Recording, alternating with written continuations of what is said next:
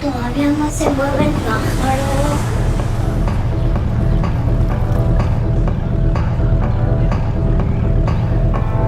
¿Qué estás filmando? Hay que filmarlo al pájaro. Tienes razón. Y va a darle miedo.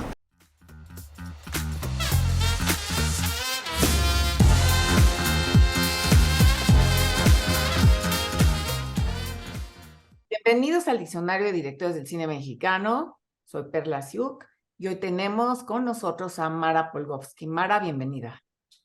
Hola Perla, muchas gracias por la invitación. Vamos a platicar con Mara de su primer documental largometraje como directora, Malintzin 17. Mara tiene ya una larga carrera en el documental como coeditora y asistente de dirección, en especial con su hermano en paz descanse, Eugenio Polgovsky. Mara, ¿de qué trata Malintzin 17? ¿Cuál diríamos que es el tema principal?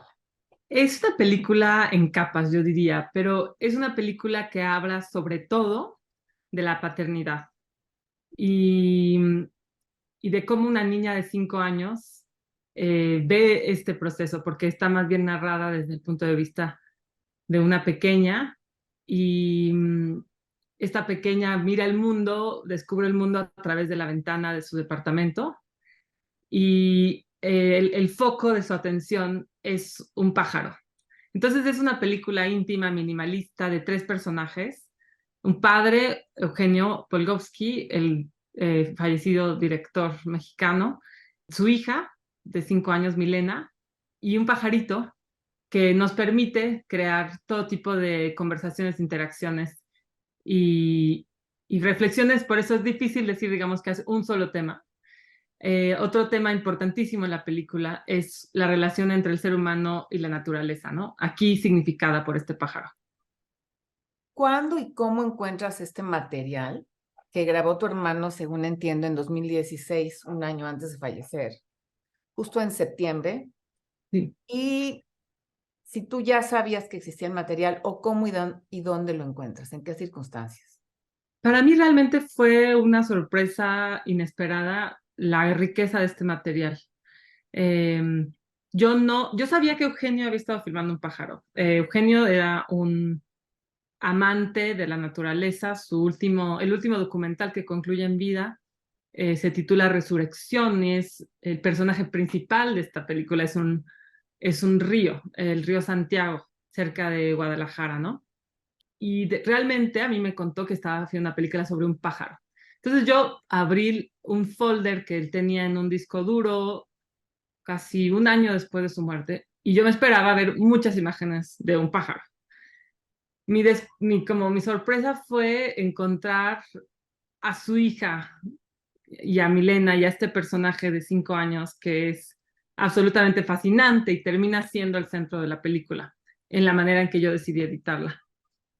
Entonces, yo me propuse hacer esta película en parte por la experiencia de sentir que las películas de mi hermano estaban siendo como abandonadas muy rápido después de su muerte. Te doy un ejemplo. Estábamos en el Festival Latinoamericano de Cine de Trieste y mandaron la película sin subtítulos y yo le fui con el proyeccionista y dije, ¿puedo por favor ver la película antes de la proyección? Y no me lo permitieron y cuando empezó la función, pues la película no tenía subtítulos, entonces el público se salió de la sala y pues quedó vacía y fue realmente una experiencia horrible.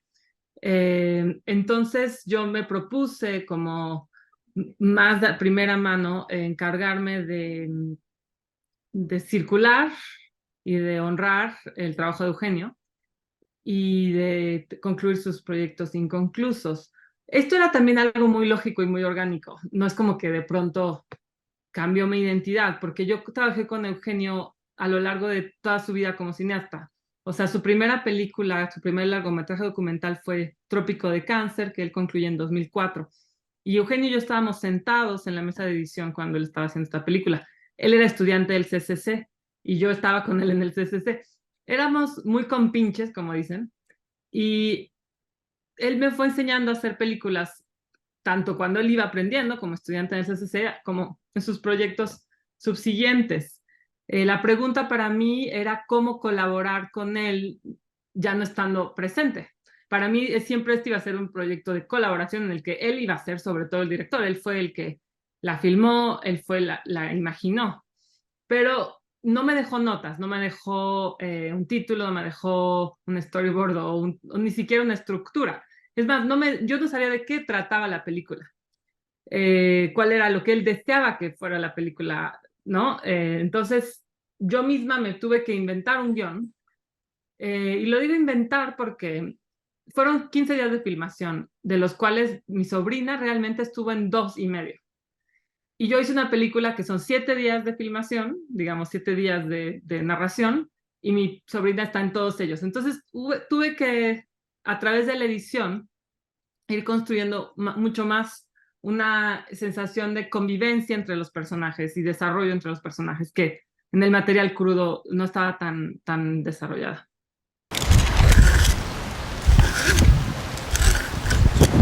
Acción. ¿Cómo va? Estas son. Me encanta ver el David. Vamos a ver la cantamos a ti. Entonces él siempre tuvo la idea de posproducir esta grabación. Sí, eso es algo que me han preguntado, ¿no? Si él iba a hacer esta película o no. Él sí la iba a hacer y me hablaba con fascinación del trabajo, pero bueno, estaba filmando otros 2 proyectos y todavía no se había sentado a editar. ¿Cuántas horas de grabación encontraste? Encontré 7 horas, 6 y 50 minutos por ahí. ¿Cuánto tiempo te llevó esta edición que Sí, realizas con Pedro González Rubio? pues hubo varias etapas, tuvimos varias, digamos, cortes y habremos comenzado un poco antes de 2020. Presentamos un pitching al Festival de Cine Vision du Réel en Nyon, en Suiza, y ahí fue que nos ganamos la beca de Vision Sud-Est. Entonces eso como que nos motivó, ¿no? Para seguir, porque yo tenía muy claro que en este proyecto en particular, mi audiencia principal era Eugenio y era mi sobrina. Por lo tanto, no tenía ganas de como de ceder nada en mis decisiones estéticas. O sea, no hacer nada para complacer a nadie. Y por lo tanto, si pedía financiamiento, podría ser que tuviera intervenciones de otras personas, ¿no? Entonces, yo decidí empezar sin ningún financiamiento. Incluso Pedro me dijo, o sea, yo no voy a cobrar, te acompaño en el proceso, te apoyo porque me parece hermoso el proyecto y estaba muy ligado a una película que hizo Pedro que se llama La Mar, que también habla de un padre con su hijo, en este caso hijo. Entonces yo empecé así, casi en casa, cero financiamiento, etcétera. Ya después, como realmente el primer pitching fue muy exitoso, tuvimos un premio de Sergei Lodnitsa, el documentalista ucraniano, y así del Berlinale Forum también. Muchas personas se acercaron a hablarme de este proyecto y a decirme, incluso un curador de Sundance, que sentían que esta era la primera película pandémica. ¿Por qué? Porque yo la muestro en abril de 2020 y ya estamos todos en confinamiento. Y es como esto es una película filmada desde la ventana de un departamento y como muy fiel a ese punto de vista a lo largo de todo el proyecto, donde, o sea, está la nena, Milena, su papá, todos de alguna manera confinados. En este caso, observando pausadamente el desarrollo de un huevito, ¿no? En este caso todo es así pequeñito, pero muchos tuvimos una experiencia similar en el momento del confinamiento. Nos tuvimos que quedar en el departamento y mirar a nuestros vecinos. Y como que el mundo se hizo chiquito. En fin, nos tardamos básicamente 2 años, con diferentes momentos en el que trabajábamos y luego abandonábamos. Y ya después, cuando recibimos también apoyo de Ficine, ahí sí prendimos las maquinarias, grabamos sonido de nuevo en el sitio y nos hicimos el proceso de postproducción. Para concluir en enero de 2022, no, perdón, sí, de 2022, porque teníamos una invitación a participar en la competencia Tiger del Festival de Cine de Rotterdam. ¿Cómo se combina una edición con otra persona? ¿Cómo se dividen el trabajo? ¿Cómo combinan? ¿Cómo hacen una sola visión de dos ópticas que tienen que ser distintas? Fuimos con Pedro muy leales a los principios de edición de Eugenio. Lo que hicimos fue sentarnos a ver Trópico de Cáncer, Los Herederos, Mitote, Resurrección, los 4 documentales que Eugenio concluye en vida, y ser fieles. Entonces, la última escena de la película en el que yo como hay como un ritmo muy claro de aviones militares interrumpidos por escenas como mucho más calmas de los pajaritos que están como abandonando su nido. Esto es, si uno puede hacer una analogía entre esta secuencia y una secuencia en Trópico de Cáncer en el que pasan unos trailers que significan lo mismo, la modernidad, la industrialización y después la vida de las personas que venden animales en el desierto. Entonces hicimos este tipo de referencias. Pedro fue sumamente respetuoso porque yo lo que más quería era respetar la voluntad artística de Eugenio y entonces no queríamos meter más subjetividades, no queríamos meter como digamos más ideas, más estilos. Y Pedro fue como un espejo, un lienzo en el que con el que yo podía hablar, yo conociendo muy bien a Eugenio y conociendo muy bien los deseos de Eugenio, y Pedro me permitía tener este diálogo, pero siempre como que respetando la voluntad de Eugenio y la voluntad mía finalmente, porque yo era la intérprete, ¿no?, de esta voluntad.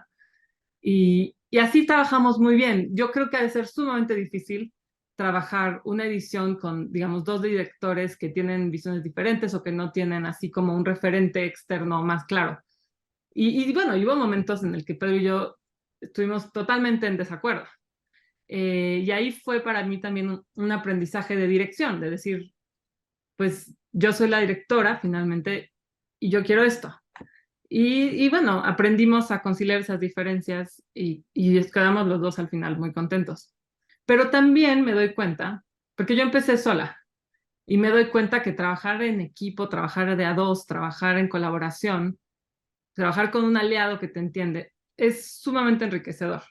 Y Pedro hizo cosas hermosas, muy poéticas en la película que yo no hubiera logrado. Ahora dices tú que, de acuerdo a la edición que elegiste hacer, Uh-huh. los personajes principales son tu hermano y su hija de 5 años. Uh-huh. Y este descubrimiento de el pajarito que está cuidando a su huevito a morir, ¿no? Ahora sí que contra lluvia y viento, como se ve en la película. Pero tenemos otra parte muy importante que es la vida del barrio, la vida exterior. La ciudad es donde no hay naturaleza, bueno, sí un poquito, que no sé el oxígeno, hay casas, sino donde viviríamos, donde comeríamos, hay mercados. Esto es muy Eugenio. Eugenio era un ser muy observador y capaz de alegorizar los momentos más cotidianos y capaz de hacer un homenaje a los gestos cotidianos y a los sonidos de la vida cotidiana y a los seres barriales. Y no solo eso, descubrir lo extraordinario en lo ordinario. Porque uno ve una mamá pasando con su hija y dices, ay, bueno, otra mamá pasando con su hija. Y de pronto miras de nuevo y ves que esa hija está amarrada con una correa, ¿no? Entonces ya de pronto dices, hay algo aquí singular que no hubiera visto si no estuviera observando, porque esto sí es un ejercicio de observación.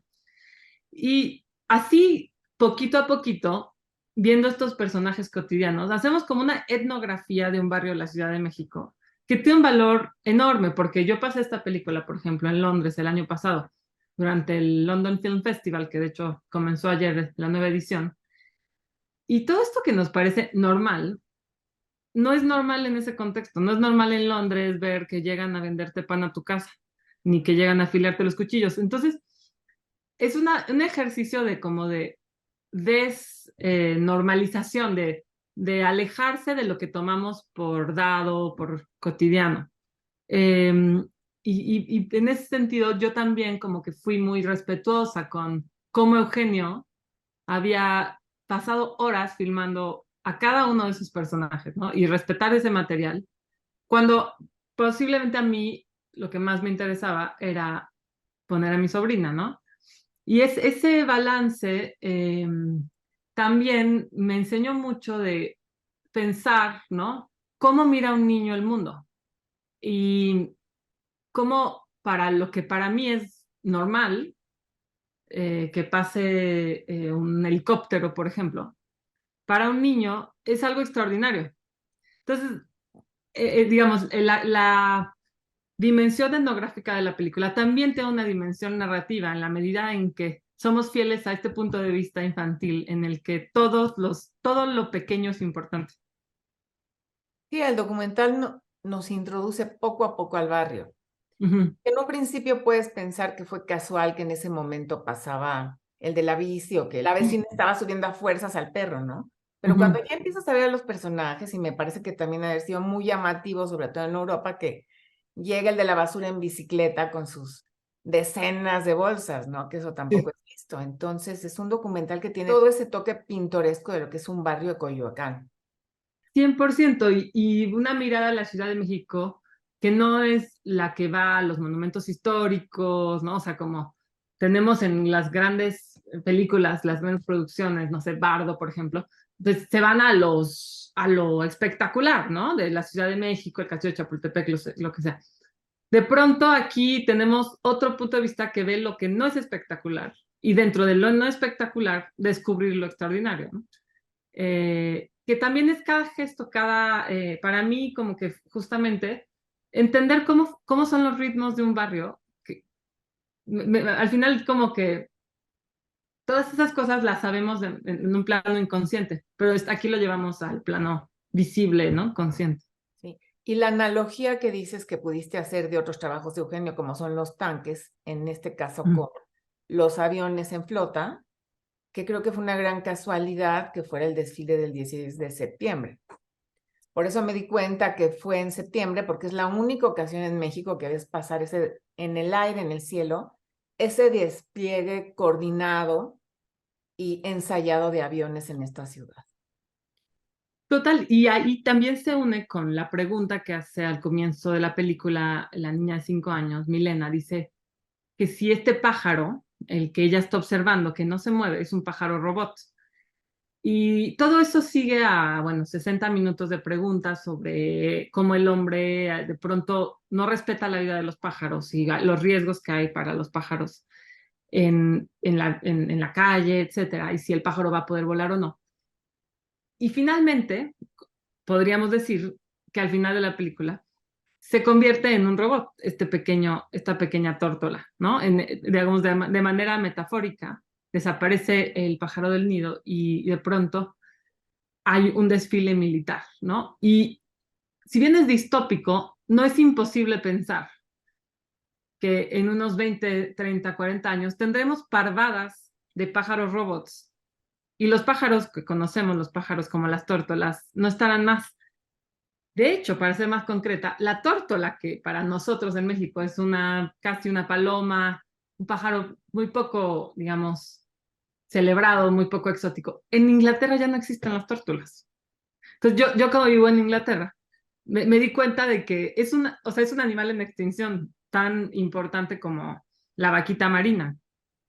Entonces, bueno, digamos, estas preguntas ecológicas que en este sentido toman una dimensión pequeñita, terminan siendo igual de fundamentales. Pero podemos pensarlo si vemos que un pájaro de pronto ya está rodeado de cables y vive en un ambiente totalmente hostil, ¿no? Eso es mucho más tangible, ¿no? Claro. Oye, y la postproducción es muy importante en este trabajo. El sonido es impecable. ¿Qué tanto se queda del sonido original y qué tanto es Foley, qué tanto regrabaron? Si realmente fue durísimo hacer el sonido, ¿por qué? Porque Eugenio muy fiel a como sus principios casi de dogma, ¿no? De que él usaba su cámara Con lo que hay. exacto, y su cámara y su micrófono de la cámara. Entonces, en esta película el sonido estaba muy sucio, pero bueno, había cosas que no se podían repetir, como los diálogos, y había otras que le daban una muy buena columna vertebral a la posible, digamos, cinta sonora. Entonces, trabajamos muy, muy bien con Javier Umpierres, que justo venía de trabajar con Apichapón y traía esta como, y con Paz Encina, y que traía esta como interés también en el silencio, como en el sonido, pero Ambiente. sin la cosa barroca, ¿no? De caer en ya una fiesta de sonidos. Entonces, sí incorporamos incluso silbidos. Por ejemplo, hay un silbido que parece que está en la calle, pero Javier lo tenía en su biblioteca de sonidos. Lo había filmado en la cárcel, porque en la cárcel, al parecer, la gente se comunica por silbidos y diferentes silbidos significan diferentes cosas. O sea, está lleno de detalles. Obviamente están pues los camotes, los cohetes, cosas que nosotros fuimos haciendo para darle un ritmo.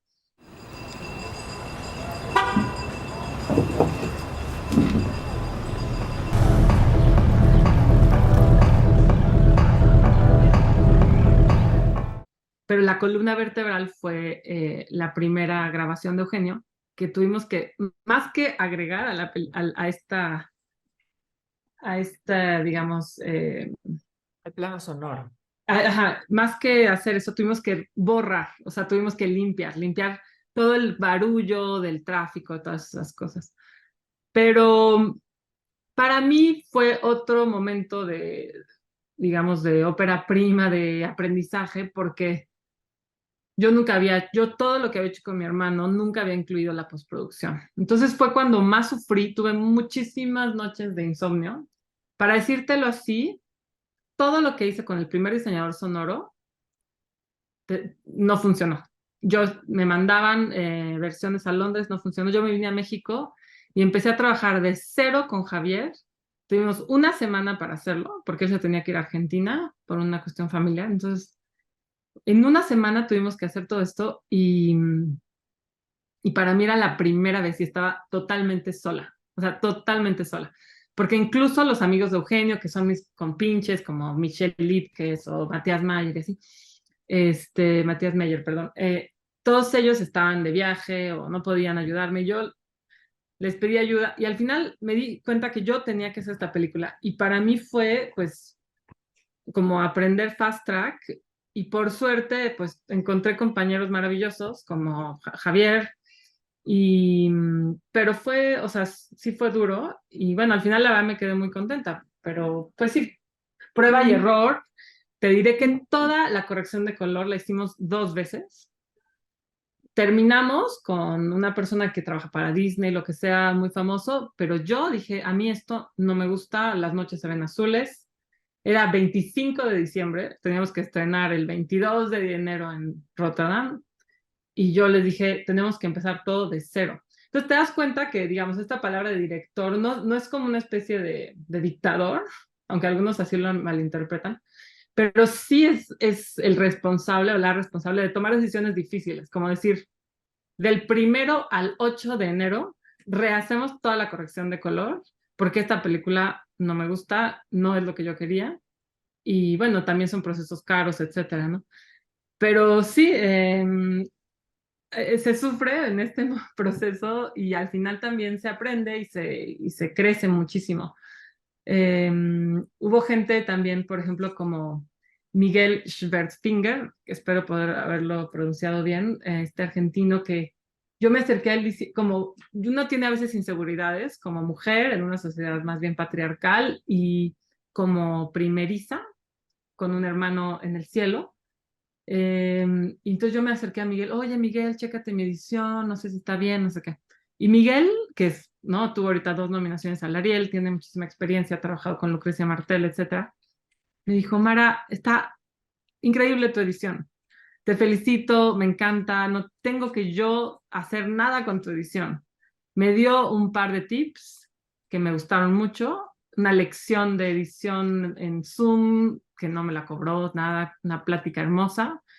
Y así, entonces, se van apareciendo en estas, digamos, a veces retos que te pone la vida, como personajes súper generosos que te acompañan y también son como maestros, ¿no?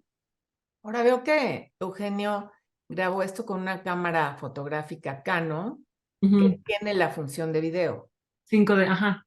Y por supuesto que toda la postproducción, la corrección de color es magnífica. Me dirás si estoy mal, a cargo de Ernie Schaefer. Ernie Schaffer, ajá. Es una corrección extraordinaria. Sí.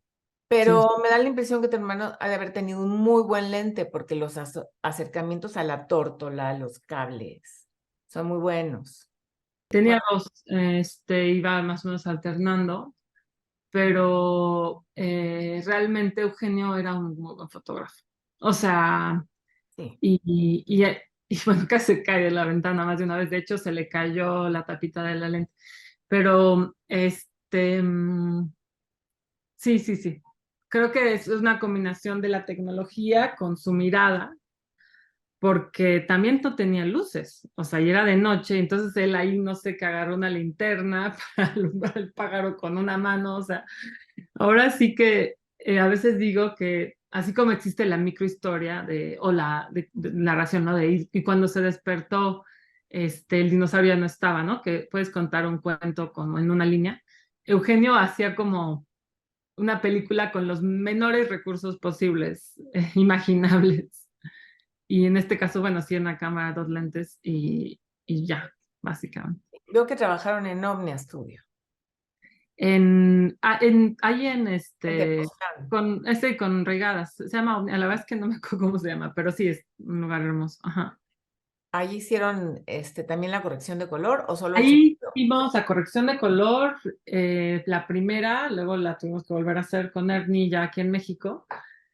Y hicimos la mezcla de sonido con Carlos, uno de los pocos mexicanos que ha ganado un Oscar por The Sound of Metal. Entonces, Carlos también fue, imagínate, trabajar con él. Pero bueno, también yo como directora. Entonces, Carlos había trabajado con Eugenio en Resurrección. Entonces, yo tenía una manera de elegir gente para la postproducción en el que me gustaba que hubieran trabajado con Eugenio antes. Entonces, Ernie había trabajado con Eugenio en Resurrección. Carlos había trabajado con Eugenio también en Resurrección. Y conocían que Eugenio, como yo, somos personas que tenemos como una mirada muy clara y no es fácil para nosotros cambiar de opinión, digamos, pongámoslo así. Entonces, me gustaba que finalmente respetaran mi opinión, a pesar de que era mi primera película. Y, y Carlos así lo hizo, ¿no? O sea, también hubo momentos en que él, ¿no? Pues con su Oscar, o sea, obviamente con muchísima experiencia me decía, no, es que esto está muy, muy bajito, muy fuerte, y yo, no, es que yo lo quiero así. Y al final la vimos juntos, como siempre se hace, y quedamos súper contentos. Me acompañó en ese proceso también un percusionista mexicano que se llama Diego Espinosa, que es el novio de mi hermana y que por otro lado hizo algunas piececitas musicales para la película, así muy ambientales. Y fue como estuvo ahí sentado conmigo y, y bien, como que todas esas, o sea, como que la ausencia de Eugenio, de alguna manera, que era brutal, porque a veces decías sudando así de, estoy haciendo lo que Eugenio hubiera querido, se compensó por dos cosas. Estos compañeros de ruta, diría, Diego, Miguel, Carlos, Javier. Y por el otro lado, porque Eugenio, y esto suena un poco místico, pero Eugenio se hizo presente en el proceso de edición y de postproducción. Me mandaba señales en los sueños, me hacía sentir, digamos, esto está mal, esto está bien. Y para mí, digamos, nunca habrá manera de comprobarlo científicamente, pero para mí esa compañía fue indispensable para terminar la película y yo sentí que él quedó contento y quedó contenta mi sobrina. Mi sobrina estuvo con nosotros el día de que concluimos la película. Estaba ahí en Tepoztlán, ella vive en Tepoztlán, digamos, y estaba ahí con nosotros. Entonces, también como que cerrar este ciclo y poderle entregar a ella este documento de amor de su padre para ella, un testimonio de su relación hermosa en el que su papá la erigió en directora de cine a los 5 años y le escuchó y respetó su punto de vista, lo filmó con toda atención, con todo detalle. Para mí fue como cerrar ese ciclo, ¿no? Y va a darle miedo. Puede ser que le vas a dar un pistolazo o algo así. Puede pensar eso por la cámara, ¿verdad? Que le voy a atacar. Pero la cámara no ataca. Sí, es cierto, no ataca. ¿Qué hace la cámara? Filma. ¿Y qué es filmar para ti? Y poder haber dicho, no, esta película que yo empecé a hacer sola, que yo no quería, digamos, negociar con nadie, que yo no quería, incluso no quería comprometer de hacerla o no, a menos que quedara bien. O sea, se cierra y yo quedo muy contenta. Y ahora, bueno, ahora que viene el estreno nacional, pues también entregarla al mundo y bueno, ya también va más allá de mí. Yo tengo ahí el foldercito que se llama Pajarito, que Eugenio hizo, y algún día se lo entregaría a mi sobrina también y decir, si quieres, tú haz tu propia película, ¿no? Haz tu propia película con estos mismos materiales. ¿Cuánto costó ya la película terminada? Fueron como 2 millones, o sea, fue una película para los estándares del cine nacional, pues barata. Me acuerdo que en Eficine era el presupuesto más bajo de todos los que ganamos Eficine. Y bueno, ya sabes, la postproducción es cara y eso, pero más o menos por ahí, o 2 o 3 millones. Oye, Mara, pues te deseo mucho éxito, mucha suerte, que se estrene tu película y que vaya mucha gente a verla. Gracias por esta entrevista, por permitirnos conocerte y escuchar todo lo que nos has comentado. Muchas gracias. Gracias, Perla, a ti.